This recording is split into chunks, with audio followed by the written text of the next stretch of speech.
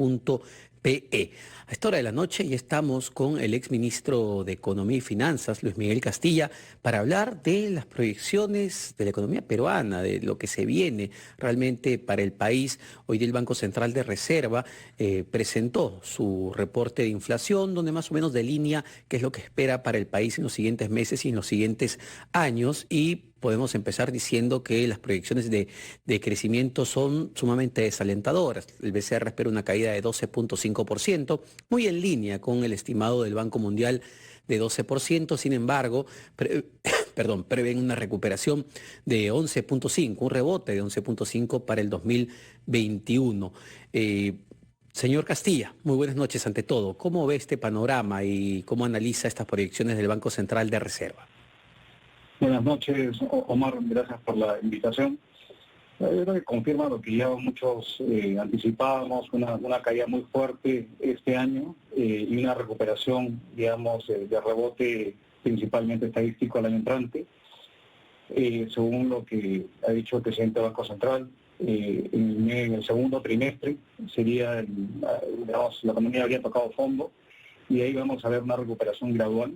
Lo que yo rescato que dijo el presidente del Banco Central es que probablemente son 2 años perdidos, ¿no? Tanto este año, el año 2020, como el 2021, son 2 años perdidos y recién estaríamos recuperando los niveles de ingreso que teníamos en diciembre de 2019 en enero del 2022.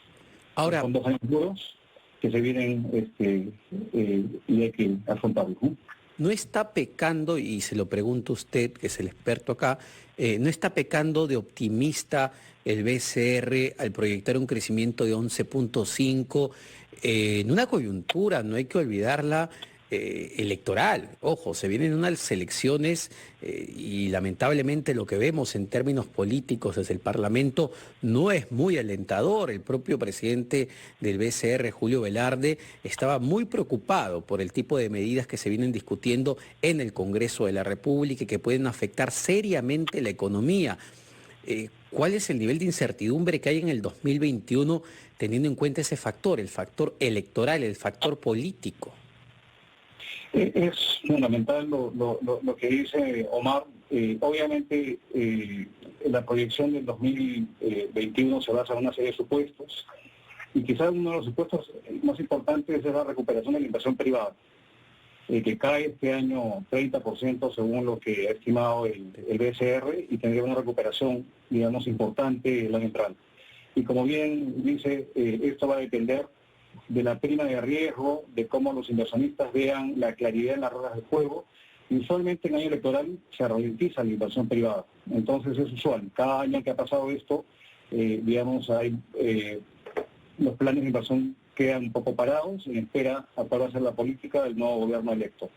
Entonces yo creo que se está asumiendo de que va a ser un gobierno relativamente, digamos, sensato y no se van a adoptar muchas las medidas que hoy día viene adoptando el Congreso de la República, como mencioné.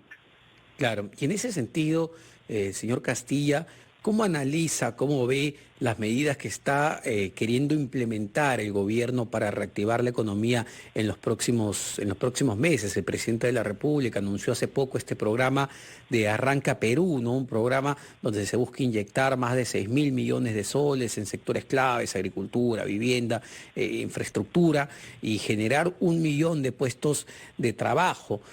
¿Va a ser suficiente eso para poder reactivar esta economía tan alicaída y un mercado laboral tan deprimido como el que tenemos, con una caída de 47%, más de 2 millones de trabajadores que han perdido su empleo?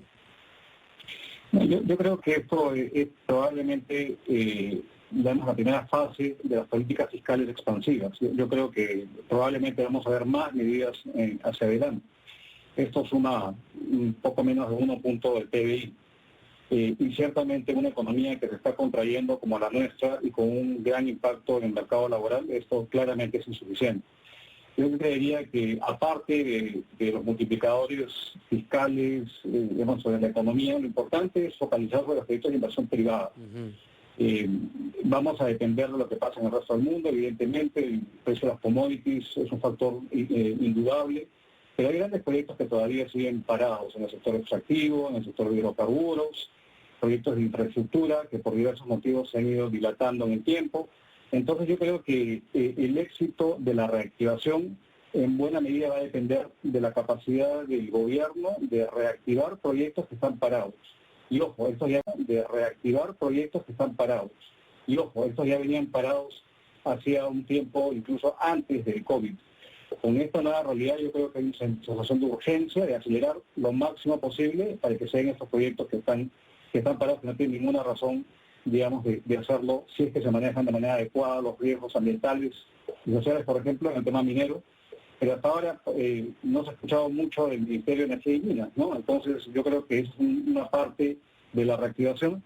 Y lo otro es ver cómo quedan las empresas golpeadas, las familias golpeadas, luego de esta crisis, ¿no? De eso quería hablar, señor Castilla, sobre la gente, sobre el tema de pobreza, sobre el tema de ingresos, después de la pausa. De unos segundos, 8:45 de la noche, vamos a una rápida pausa y venimos para hablar de eso. ¿Qué va a pasar, por ejemplo, con la pobreza? ¿Qué va a pasar con el empleo en el 2021? No se vayan.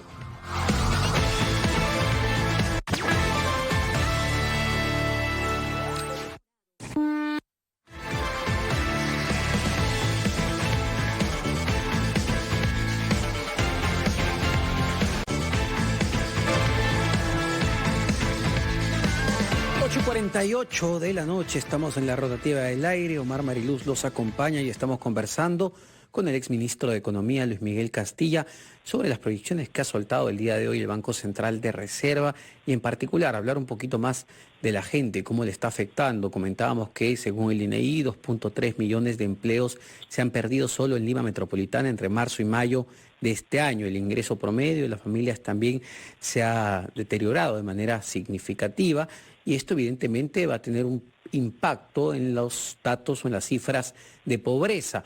El Banco Central de Reserva, el doctor Julio Velarde, estimaba que la pobreza pasaría de 20 y pico %, es decir, 1 de cada 5 peruanos que era pobre en el 2019, a 27%. Otras cifras señalan 28, 29%.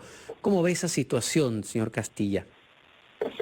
No, yo veo que eso es, digamos, así, y es notable porque en un solo año se va a perder la ganancia de más de seis años de reducción de pobreza.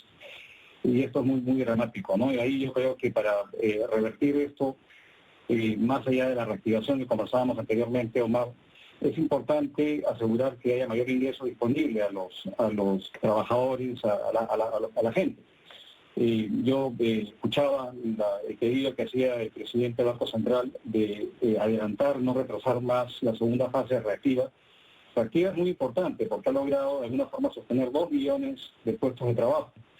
Imaginémonos si no hubiese habido esa medida de liquidez garantizada, probablemente estaríamos hablando no solamente de 2,5 millones de puestos perdidos de trabajo en Lima, sino un monto mucho mayor. ¿Han sido injustas las críticas que ha recibido Reactiva, un programa que parece a todas luces bastante importante, ¿no? La crítica principal que se ha hecho, en teoría, es que ha favorecido más a las grandes que a las pequeñas, pero bueno, las pequeñas pues tienen menor capacidad de endeudamiento que las grandes. Pero eso es un mito, Omar, porque si uno ve, por ejemplo, de 1.800.000 personas que han podido seguir trabajando, más de 1 millón trabajan para la gran empresa. Entonces, yo creo que acá no hay que poner la prisma de gran, mediano, pequeña o microempresa. Son todas las empresas las que emplean a personas. Entonces, yo no iría, digamos, por ese facilismo de decir, no, esto a la gran empresa eso es malo. No, la gran empresa tiene proveedores que a su vez son pequeñas y medianas empresas que emplean a mucha gente. Entonces yo creo que, por ejemplo, una distinción en nuestro caso frente a otros países, caso Colombia, por ejemplo, el presidente del Banco Central mostraba que nuestra contracción de 40% que hemos registrado en el mes de abril es el doble de la de Colombia, que es de 20%. Y uno pregunta por qué, si ha sido el mismo virus, somos economías más o menos parecidas, y ahí básicamente el foco ha sido en apuntar, digamos, la recuperación y evitar, digamos, que haya una quiebre de empresas grandes. A diferencia de nuestro país, donde hay estos debates donde se tiende a demonizar a la gran empresa. Entonces yo creo que hay que dejar eso de lado y hay que focalizar en aquellas unidades productivas, al margen de su tamaño, que son capaces de generar empleo y mantenerlo, porque ya por sí tenemos un gran problema social por esta caída en el empleo que estamos viendo en Lima y en el resto del país. ¿Qué es lo importante en esta coyuntura, ¿no? Lo que más nos debe preocupar, más allá de si son micro, pequeñas, chiquitas o enormes, es la cantidad de empleo que pueden generar y que pueden crear. Y en ese sentido también quería preguntarle sobre el apoyo a las familias, que era el otro gran instrumento que tenía a la mano el gobierno para amortiguar de alguna manera el impacto de esta emergencia, los famosos bonos que han llegado, pero no han llegado a todos, no han llegado a tiempo.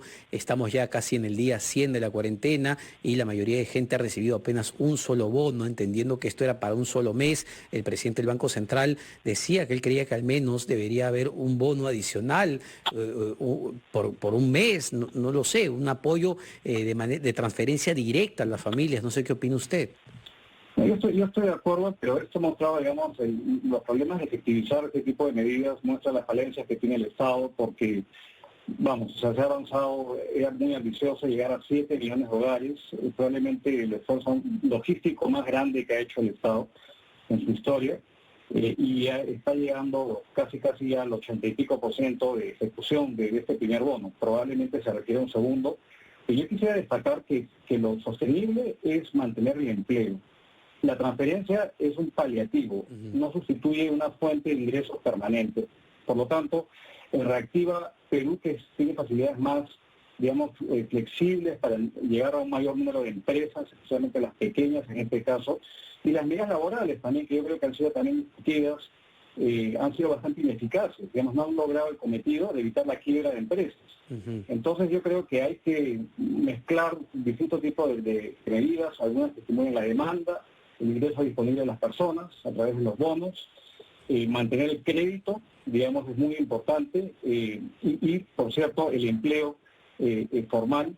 Yo creo que sí habría espacio para una segunda, digamos, tanda, pero ojalá que aprendamos, digamos, de los errores y las falencias de los segundos. Creo que hay una buena experiencia ya acumulada estos últimos par de meses, y creo que sí convendría asegurarse de que esta proyección de menos 12,5 no sea peor, ¿no? Recuerdo haber visto los escenarios del Consejo Fiscal, sí. E incluso hay escenarios que son un poquito mayores, que van a ir en función si no hay un rebrote de la pandemia, porque todavía es un riesgo muy grande que enfrentamos, Omar. Hasta ahora pareciera que el contagio está cediendo, el famoso factor R se aproxima a 1, pero estamos viendo también en otros países que parecía que la cosa estaba controlada, de que viene la segunda oleada y medidas, digamos, de cuarentena nuevas, que yo creo que en nuestro país serían absolutamente inviables. Habría una explosión social, lamentablemente. Entonces yo creo que es aprender a convivir con esto, es un factor de riesgo que se va a mantener, y generar las condiciones para que las empresas empleen a la mano de obra y las familias más vulnerables reciban un apoyo efectivo para paliar esta recesión que estamos viviendo, que, como dijo el presidente del Banco Central, es la peor de los últimos 100 años. Claro que sí. Muchas gracias, señor Luis Miguel Castilla, exministro de Economía, y una situación compleja, qué duda cabe, ¿no? Y a veces uno hace críticas o apreciaciones al respecto, pero nadie sabía cómo enfrentar, y realmente todavía no sabemos cómo enfrentar la situación y lo que se va a venir todavía en los siguientes meses. Así que a respirar profundo y a tener muy buen ánimo, aunque cada vez es más difícil, sobre todo para miles o millones de familias. 8:55 de la noche.